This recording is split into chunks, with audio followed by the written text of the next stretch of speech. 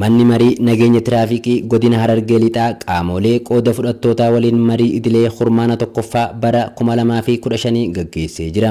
Marii kanaanis akka godinichaatti koomii uummanni tajaajila geejjibaa irratti kaasuu fi balaan tiraafikaa dabalaa jiraachuu adda baasuun kallattii fuula duraa irratti mari'achuuf yaadamee kan qophaa'e ta'u diviiziniin to'annoo nageenya tiraafikii qajeelcha poolisii godina Harargee lixaa Inspektar Gargaaraa Taamiraat Ishatuu fi itti gaafatamaan ejensii geejjiba godinichaa obbo Abdulaziz Hassan ibsaniiru.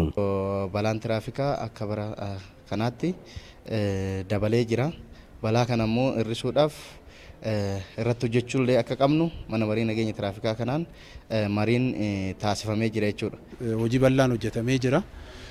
Garuu kanuma cinaa immoo balaan gahus haala qabatamaa godina keenyaatiin dabalee jira. Tajaajila geejjibaatii wajjin ol qabatee komiin bal'aan akka godina keenyatti adda baafnee irra mari'anne tokkoffaa darbaa fe'uudha. Humnaa ol konkolaataan fe'uudha wajjin ol qabatee taarifaa ol fe'uudha wajjin ol qabatee seera eeguudha wajjin ol qabatee dabree ammallee rakkoon kan jiru ta'uu isaa. Marii kana irratti kan argaman itti aanaa bulchaa godina Harargee lixaa obbo Tashoomaa Kabbadaa fi Daayiriktarri itti aanaa nageenya naannoo mirkaneessuu godinichaa Koomaandar Taaddasaa Qixxaataa balaa tiraafikaa xiqqeessuuf hojii hubannoo kennuu fi ka'umsa balaa kanaas addaan baasuun irratti hojjetamuu akka qabu yaadachiisaniiru.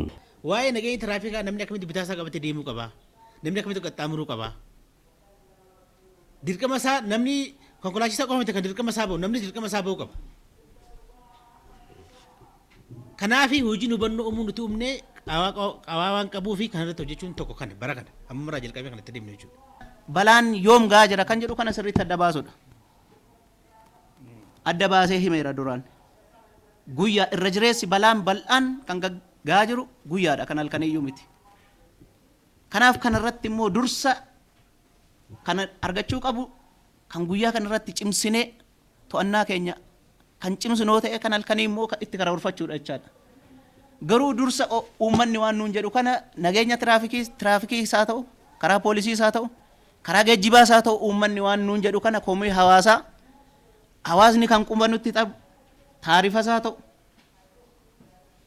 darbaas haa fe'amu eeyyama malees haa ta'u waan adda addaa to'annaa keenya cimsuun kan hin jedhe as keessatti komii kana dura duguugnee hambisu. Kana malees taarifaa fi boba'aa wal qabatee gaaffilee mana keessaa ka'aniif deebii laataniiru.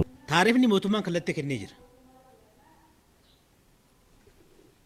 Iddoo itti fooyya'u jira iddoo itti fooyya'u ni jira. Kan fooyya'uu qabu jajjaan gaafa jajjaan gaafa gatiin boba'aa gaafa ibsamu taarifnis duubatti harkifatu malee ni ibsama. Hin ibsamne taanaan isa jirutu hojirra oola jechuudha.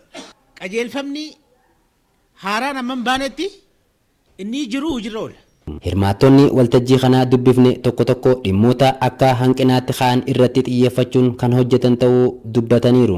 Yeroo to'atan kararra hin jirre yeroo laaqanaa ta'uu danda'a yeroo gama galgalaa sa'a 12 booda ammallee uummata walirratti fi'uun hanga fadhan gaafachuun jira. Inni biraa lubbuu namaa du'aatirraa hambisuudha. Kanaafuu amma 2015 kana waa baay'ee hojjenne inniiti kan karoorfanne jechuudha.